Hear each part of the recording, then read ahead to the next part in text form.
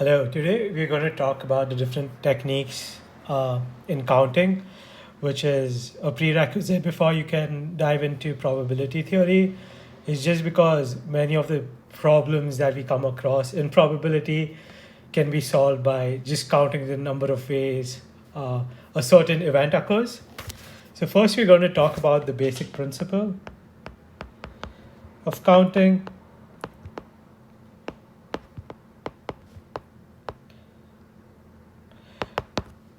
which is if you have two experiments to be performed, let's say experiment A, which has total of m outcomes, and experiment B, which has n outcomes. It's basically that it- the total outcomes together is nothing but just m cross n, and you can easily count this with a diagram, with a tree diagram. Basically, let's say if A equals to 3 and B equals to 2. So let's say event A occurs, and then there are there are three outcomes of event A. So that's node 1, node 2, node 3. And then B was to occur, and you have two events happening after event A. So that's B1, B2 happening, B1, B2,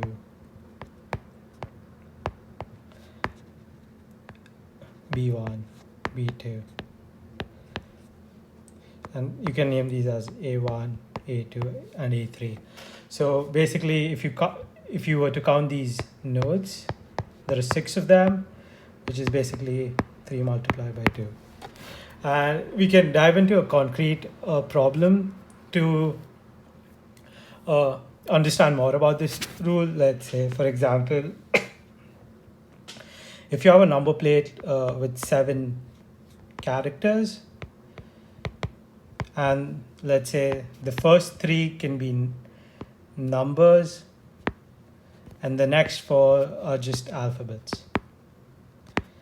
So how many different ways can you, basically what are the total number of outcomes? So if you have 7 of these, 4, 5, 2, 3, 4, 5, 6, 7. So what is basically the answer? So you can choose numbers in 10 different ways. So it's from 0 to 9. Those are 10 different digits. So 10. And so the first 3 are numbers, and the next 3 are alphabets. So 10, 10. And then for the alphabets, you can choose them. There are 26 alphabets in the English language. So 26, 26, 26, 26, which is 10 raised to 3 multiplied by 26 raised to 4 is basically your answer. Now, an extension of this question is basically if you still have 7 characters and you have 3, the first 3 are numbers and the next 4 are alphabets. But in this case, if you've chosen a number before, you cannot, or a character before, there's no replacement. So it has to be unique.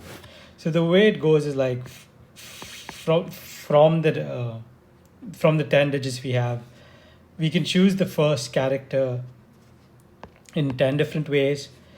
And let's say we've selected 8. So when we're choosing the second place at this index, we can choose digits 0 to 7 and then 9. So those are 9 different ways we can choose them. And then let's say it's number 4. So now you can choose 0 to 3. You skip out 4, you can choose 5, 6, 7.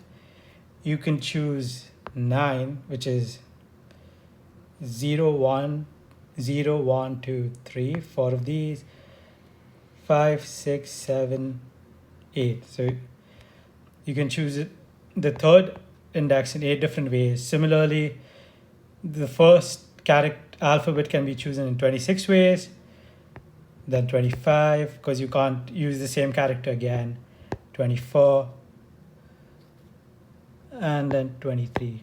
It seems to add an extra space. So it is So the total answer is just the multiplication of all these numbers. So we spoke earlier of if there were two experiments, but from the example, we can see that it can be extended for odd number of experiments. So to define it formally is like if you have odd experiments and each of them have n1 outcome, n2, so on and so forth till nr. Basically, the basic principle of counting says your total outcomes is nothing but the multiplication of n1, n2, n3, all the way till nr. Next, we're going to talk about permutations, which is basically if you have n objects and how many different ways can you arrange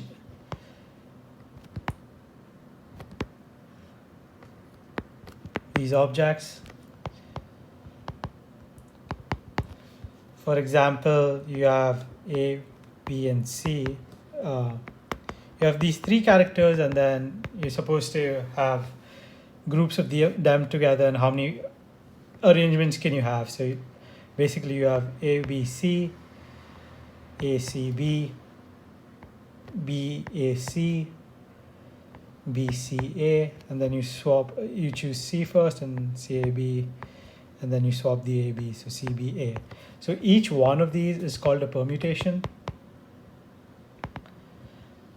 And basically what you're doing is you pick a combination up and then you swap places till you get all unique permutations. And if you count them out, there are 6 of them. So you have 6 permutations, possible arrangement for these 3 characters.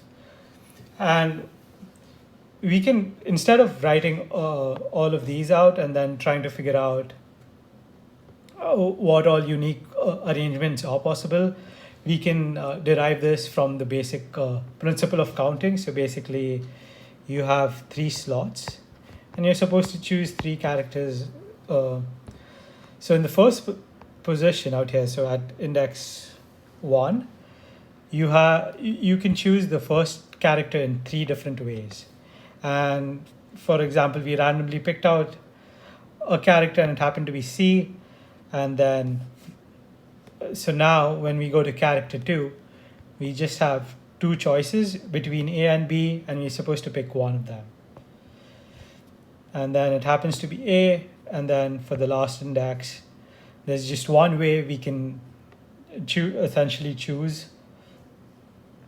So that is 1. And the total number of the unique arrangements is basically 3 multiplied by 2 multiplied by 1.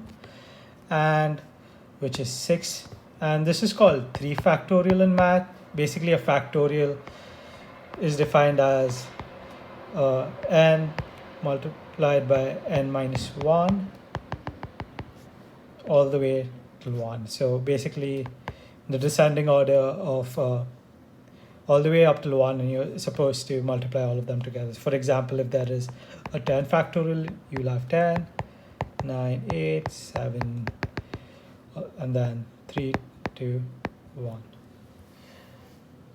So let's dive into an example to understand permutations better. So for example, let's say we have 10 people running in a race.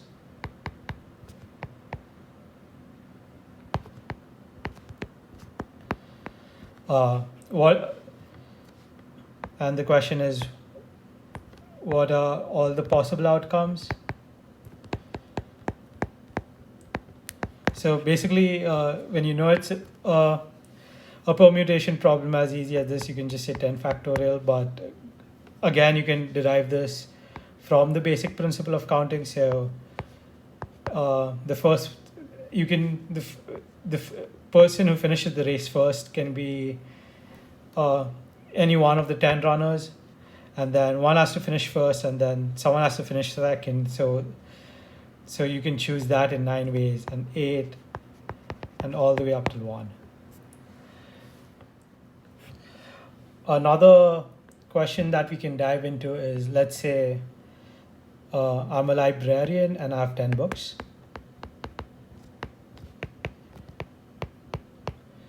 And 4 of these books are of one subject, let's say math. 3 of these books are of, say, let's say another subject called history. And 4 of these books are chemistry books. So now if I'm asked, like, if all the books of the same subject are grouped together,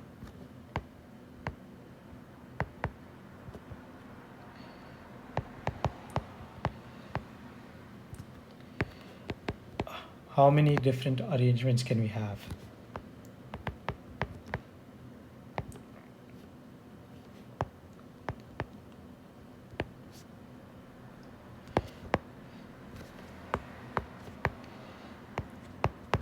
And let's have another question. If the books are not clubbed together,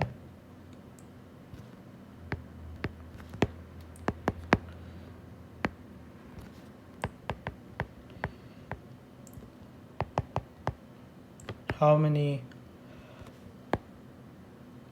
arrangements are possible? So we can start with the first question. Like, we have 4 books for math, 3 for history, and 4 chemistry books. And these 4 books and the 3 books and the 4 books are supposed to be clubbed together. So if you have 4 math books clubbed together, and then the 3 history books and the 4 chemistry books, so we know each of these individual blocks is is just basically permutations of the books. So that's basically 4 factorial, 3 factorial, 4 factorial. But then we can also swap these positions as well, right? And these spacings is 3 factorial again, because you can swap all of these essentially with each other. So basically you have 4 factorial, 3 factorial, 4 factorial for each of the spacings from the books itself, and 3 factorial basically from the languages and where they are. So this is the answer to the first question. To the second one, if you have 10 books and they are all clubbed together and these arrangements do not matter, so it's basically you have 10 of these spaces, and basically the answer is 10, 9, 8, 7, 6, 5, all the way till up till 1, which is 10 factorial. So you can have 10 factorial ways you can arrange books if the same subject is not grouped together.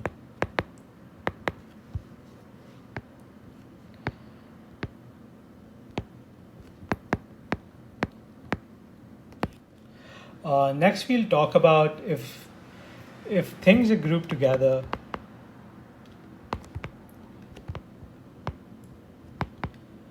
but they have duplicates.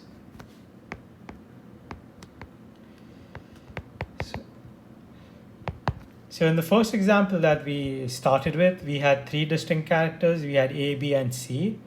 But let's say, what if we had the word pepper? So basically you have 3 P's, 2 E's, and 1 R. So basically, you can have, if you chose the formula directly, your answer would be 6 factorial. But this is indeed wrong, because the p's are not indistinguishable from each other. They're the same, and so are the e's together. So basically, let's take one of the permutations, which is p, p, e, p, e, r, and let's label the p's. So p1, p2, p3, e1, e2, r1. So if we were to swap p1 and p2 and still have the same ordering,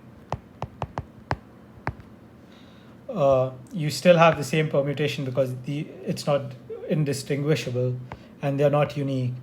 And similarly, if this was p3, p1, e1, p2, e2, r1, p2, p1, e1, p2, e2, r1, and similarly, if you still have p1, p2, and this time the e's are swapped, so p3, e1, r1. So all of these are basically the same arrangement or the same permutation, and they're not unique. So the formula for this is, since swapping indistinguishable characters is not, it leads to redundancy, what you do is you take the total number of permutations you can have and then divide it by the number of objects which are similar to each other. So in this case, that's p, the permutations of swapping p's around, and the permutation of swapping the e's around. And this can be generalized. So if you have n objects and you have n objects and r different objects that are similar,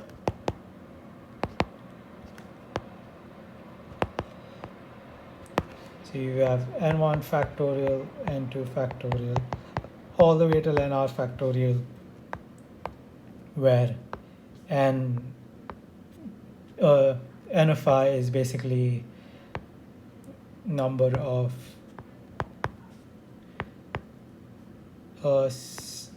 objects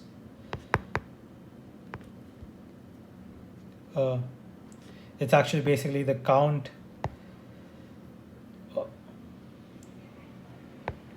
of objects that have the same value. Next, we're going to talk about combinations, which basically tells us if we had n objects, in how many different ways can we pick out r objects. And so next we're going to talk about combinations. Let's say we have n objects. So combination tells us, like, if from n objects, if you were to choose r objects, how many different groupings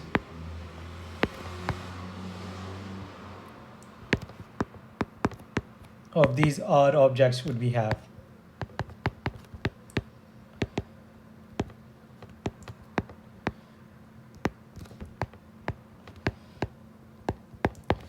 So let's take an example. Let's say we have 5 alphabets, A, B, C, D, and E. And we are to choose 3 objects. So we have three slots. So in the first position, you can choose these characters in 5 different ways. And let's say we supposedly chose A. In the next slot, we chose another object, and we can choose that in 4 different ways, and that happens to be B. And at the next position, we can choose a character in 3 different ways. That's C, D, and E. We chose C, so we chose A, B, C.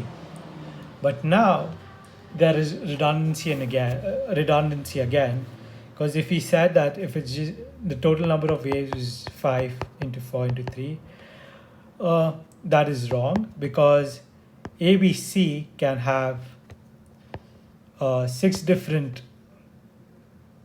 permutations itself, and we saw this when we were going through the example of permutation itself. So if you have 3 characters, you have and you're supposed to arrange them, and there are 6 different ways you can arrange them if they're unique. So we know that for combinations, the answer then is 5, 4, 3 divided by 3 to 1, which is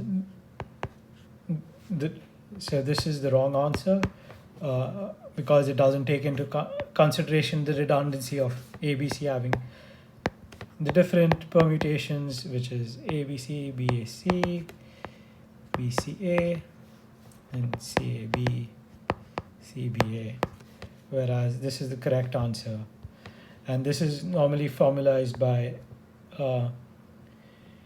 n comma r, or you see n choose r, which is basically in this case from 5 objects you're choosing 3, or basically these 2 notations are the same. So what it basically means is it's 5 factorial divided by 3 factorial divided by 5 minus 3 factorial.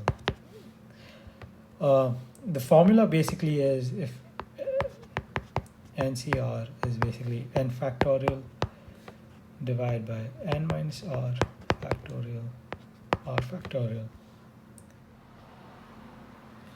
So let's take an example. If we have 5 women and 7 men, and we are supposed to form a committee of the requirements of the committee is you have 2 women and 3 men. So how do you go about doing this? So it's basically from 5 women you can choose 2 of them,